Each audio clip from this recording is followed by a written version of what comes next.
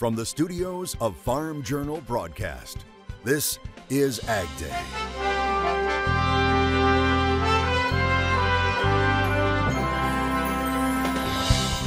Graduation season has arrived. See how one college is helping students beyond the diploma. I'm Charles Denny. Nearly 1/4 of the students about to graduate from the University of Tennessee Herbert College of Agriculture are first gens, the first in their families to complete a college degree. The latest on the dairy industry's fight against H5N1, the results of new testing on the nation's milk supply, and efforts to protect dairy workers as planting continues, just at a slower pace. I'm Michelle Rook. Plant 2024 is finally underway here in South Dakota. We check in as farmers work to get tractors rolling in the northern plains. Right now on AgDay. AgDay, presented by Pioneer. What's next happens when experience meets expertise. Pioneer. What's next happens here. Good morning, I'm Clinton Griffiths. Did farmers manage to make any planting progress following a week of severe weather tearing through some key growing areas? USDA releasing its new crop progress report on Monday, a week after corn planting started to slide. It now reports 49% of the corn crop is planted. That's 5% behind the 5-year average and 11% behind where we were this time last year. Now, checking on soybeans, 35% is planted, still running slightly ahead of average, but 10% behind 2023. Meanwhile, cotton planting stands at 33% planted. That's 2% ahead of the 5-year average and 2% ahead of this time last year. Spring wheat planting running way ahead of schedule, now at 61%. That's 13% ahead of normal pace. AgDay's Michelle Rook has been following how planting is going in the northern plains. Michelle, it's been a slow start. The planters are finally starting to roll here in South Dakota after some delays due to our cold, wet conditions. But farmers tell me that they're happy because they got some much needed precipitation out of this system. Jeff Thompson is back planting after getting nearly 4 inches of rain the last few weeks, putting planting progress behind average. Normally I'm done by now. Should have been done probably a week ago on the corn, and beans should be done by now too. Corn loses about a bushel of yield potential per day after its optimal planting date, but he's not concerned. We should be okay. It's going into moist dirt, and it'll, get a nice warm day like this, that corn's going to come up pretty fast. Farther south, the rains were heavier, and some spots received near record precipitation. Between where we farm, it's between 7 to 9 inches probably since like the 15th or 16th of April. Tim Ostrom got over 9 inches of rain, but southeast South Dakota has been plagued by drought the last couple of seasons, so he's not complaining. We were praying for rain this year because we've been dry for so long, and we got the rain. But things, we were so dry, it's actually soaking it up quite well. So he's back planting in this field, but says it may be a slower go in other areas. This field here is a bottom field, so it's sandy loam, and I'm able to go through this, but other fields on the upground are too wet.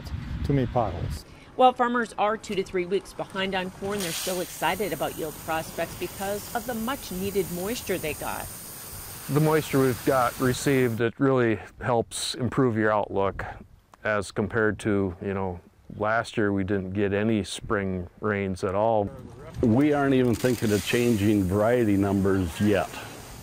Now, if we get caught with another shot of rain next week, we might start thinking that maybe we'll need to change some, but until maybe the 20th, we probably won't change any of the varieties that we have yet. These hybrids these days, the early maturity, corn hybrids are really, impressive at what they can do and how well they can perform. So I think, I'm still optimistic. And soybeans are still in their optimal planting window until early June. I'm Michelle Rook reporting for AgDay. And the threat of rain is continuing this week across the Midwest. Meteorologist Matt Engelbrecht has a look ahead for us. We'll start off looking at the flooding potential Tuesday, Wednesday, and Thursday. We talked about this last week, and not expecting things to come together for widespread severe weather across the nation, but there are going to be some pockets of some heavier rain as we open up the Gulf of Mexico. And mainly Gulf Coast states coming up on Tuesday. And as you get into Wednesday, we shift things back over here towards the west. So about a 5 to 15% potential of some flooding back into Oklahoma, also Texas, and even into a little bit into Colorado. So again, that's on Wednesday. By Thursday, this shifts once again to the east with potential for some heavier rain, if not some flooding, once again into Houston as well as into Louisiana, extending back up here to the north as we're expecting more widespread showers and heavier downpours to impact parts of the United States. Again, that's a look at Thursday. By the time we get into Friday, we shift it more to the east. Now keep in mind, this cycle is only about 3 to 4 days old when we start to repeat the same situation through these Gulf Coast states. And we know lots of you were able to see the northern lights over the weekend. That includes Sarah in Wisconsin. If you got a chance to see them, then you know they are spectacular. Thanks for sharing your picture, Sarah. I'll have more on your forecast coming up. Soybeans pushing higher to start the week after more rain and flooding returned to Rio Grande do Sul, Brazil. That's in the southern part of Brazil, and the numbers of dead continuing to rise in the floodwaters. Officials say at least 147 people in the state have died and more than 800 are injured. They also say the floods have displaced more than 500,000 people. More good news to calm any worries of the dairy buying public. The FDA says further testing of retail dairy samples for H5N1 have come back negative for the virus. It says those tests mark the completion of its lab research efforts related to almost 300 retail dairy samples. It continues to say that right now, the risk to the public from the outbreak of avian flu in dairy cattle remains low. The Human Health Service Secretary says all the scientific knowledge and data they've been able to collect to date supports that idea.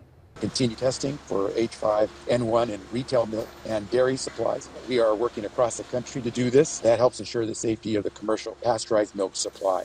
FDA says part of that additional testing will be done to validate the criteria for pasteurization relative to the virus. It will include tests using pasteurization equipment typically used by milk processors. Now, USDA also stepping up efforts to help dairy producers fight back against the virus. We'll have industry reaction to that coming up in our dairy block.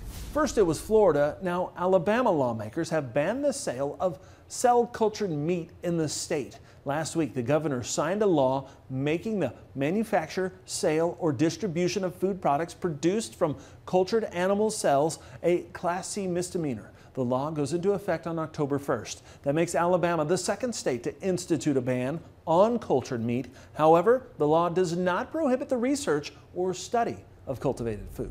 Some sad news to share. The first recipient of a genetically modified pig kidney transplant has died. It comes nearly 2 months after Rick Slayman underwent the procedure at Massachusetts General Hospital. Surgeons said they believe the pig kidney would last for at least 2 years. However, the transplant team at the hospital said they didn't have any indication that he died as a result of the transplant. The Weymouth, Massachusetts man was the first living person to have the procedure. Previously, pig kidneys had been temporarily transplanted into brain-dead donors. 2 men received heart transplants from pigs, although both died within months. Slayman was 62 years old. Winter wheat futures trade near $7 on Monday as the grain markets try to hold on to a weather rally. We'll have details next. And later, it's graduation season. We'll meet some kids who are the first in their families to earn a college degree in the country.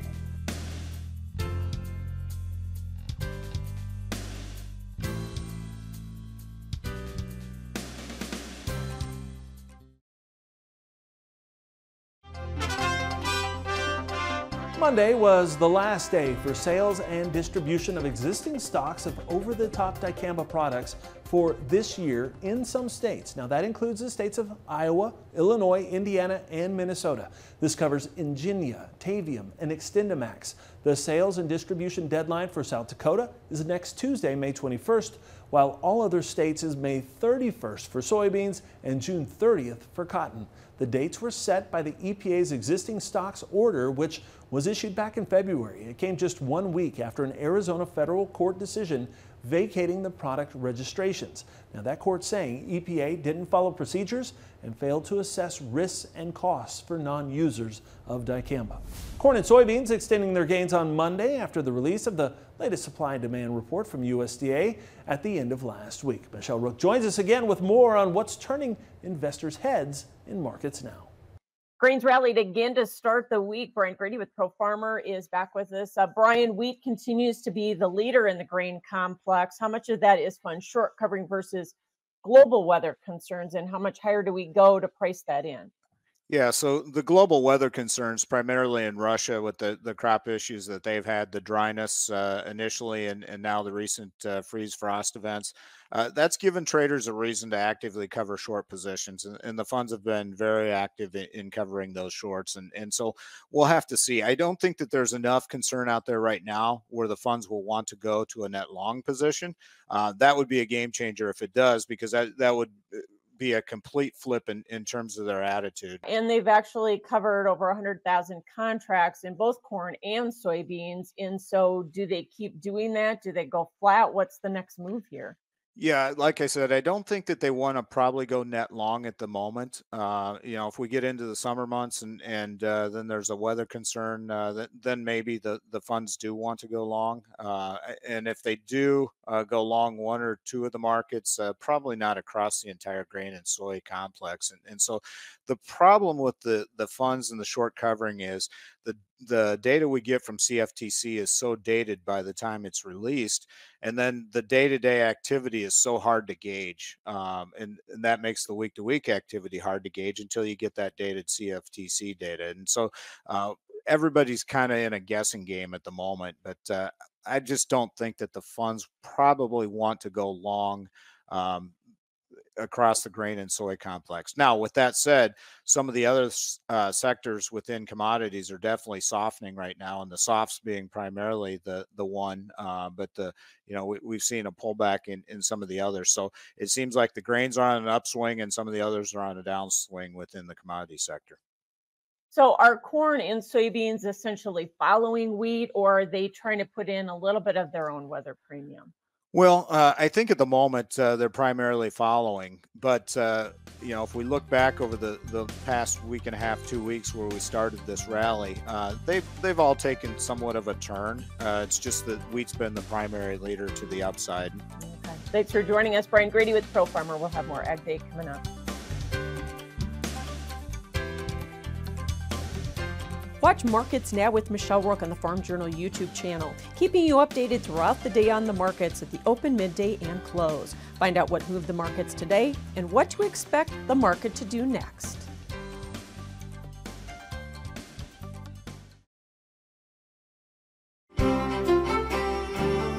I want to start off looking at the precipitation estimate as we go through the next couple of days here, Wednesday, Thursday, and Friday. And as we discussed earlier, the Gulf Coast states is where we're going to see the highest potential of flooding rain over the course of this week. So this takes us through Thursday night at 7 p.m. and see pockets of some rain back into parts of the plains and Midwest, and also down here in the southeast, as well as into Texas. I expect this to fill in even more as you go into Friday, Saturday, and Sunday. Now, taking a look at what we got with Tuesday's storms. Again, severe weather threat remains low. It's obviously not zero. This is not the similar setup to what we had last week. Remember, last week everything came together for a number of severe weather days in and across the United States. Now, this is Wednesday at 6 a.m. So you got, again, scattered showers, but also kind of a shallow trough trying to work in and across 2/3 of the United States, which is going to kick up the showers and the cloud cover, but also keep the severe weather threat pretty low. By Thursday at 9 p.m., our second push of some moisture and energy will be working in and across the Gulf Coast states. So remember, there's kind of two phases to this. The first moving through the next 24 hours, and then we reset coming up Thursday night into Friday with more rain working from the west to the east across those locations. Ridge of high pressure tries to build back in. That's what this little line is indicating right there. So by Saturday and Sunday, back to dry and warm conditions across good part of the United States. As for your temperature outlook, this is May 18th through May 22nd. And you got above normal temperatures hinting at maybe some cooling back up here to the north and the northwest, which could bring about more rain in and across the area. As for what's going on in that jet stream, so again on Tuesday, expecting a shallow trough to work across the United States, bringing with it that cloud cover and those scattered showers, perhaps some heavier downpours as well. By Friday and Saturday, there's that ridge building back in and across the United States. We'll start off with Maine, a partly cloudy, high around 67 degrees, low of 53. Over to Bay Point, California, sunny, high of 80 degrees, low of 53. And then North Dakota, we got some showers, high about 64. USDA is rolling out millions to help dairies dealing with H5N1. We'll have details next. And later, celebrating the college students who are the first in their family to earn a diploma. That story from Tennessee in the country.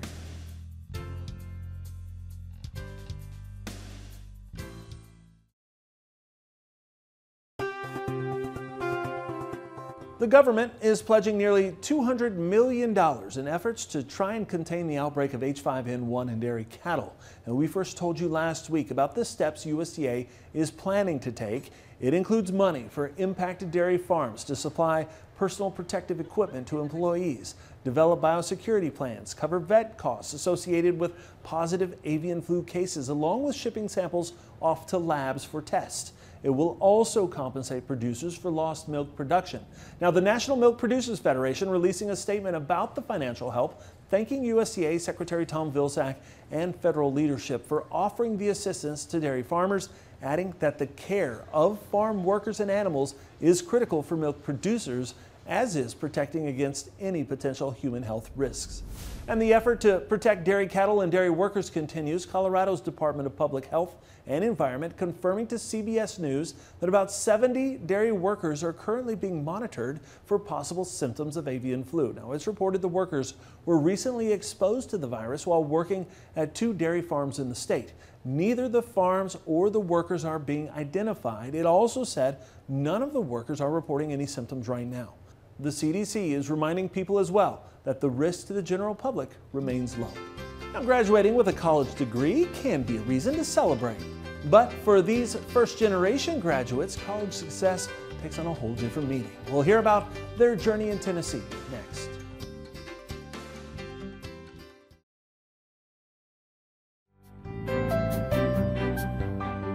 Later this week, more than 13,000 students will graduate from the University of Tennessee system. For students who are the first in their families to graduate from a university, it's a special accomplishment. As Charles Denny reports, the UT Herbert College of Agriculture works to help its first-gen grads navigate their higher education journey. Tending her flock as part of her academics, UT Herbert College of Agriculture animal science major Kennedy Hill feeds sheep and other livestock just about every day.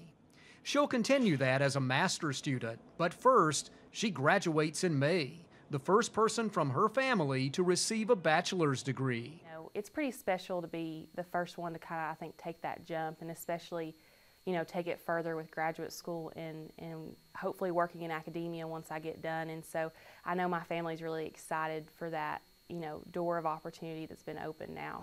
It's nice to meet all of you. Herbert Ambassador Mackenzie Furcus is also a first-gen grad. Here she gives a tour of the Ag campus to high school FFA students. I don't have a background in agriculture, so I was a little bit intimidated by what ag might look like as part of my college career. For Mackenzie, it turns out ag was a great fit. She also majored in animal science. I can attest a lot of my college success to being a part of a smaller community like the Herbert College of Agriculture. But I mean, I just don't have enough, I can't say enough good things about the University of Tennessee as a whole.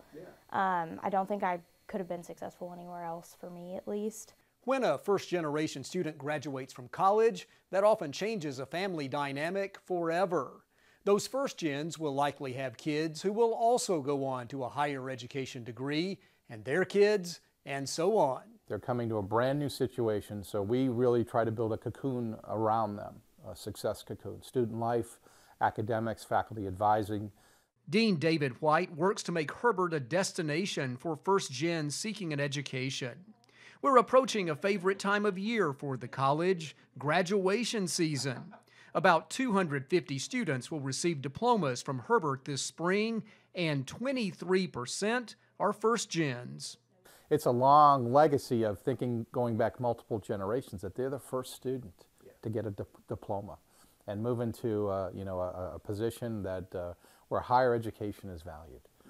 So it's a fantastic opportunity, and we want more of those first generation students here. Kennedy and Mackenzie both have plans for grad school and goals of working in higher ed themselves someday. First up, though, walking across a stage and accepting their diplomas, a moment when they'll represent entire families. This is Charles Denny reporting. All right, thanks, Charles, and congratulations to all of those graduates. And that's all the time we have this morning. We're sure glad you tuned in. From all of us here at AgDay, I'm Clinton Griffiths. Have a great day.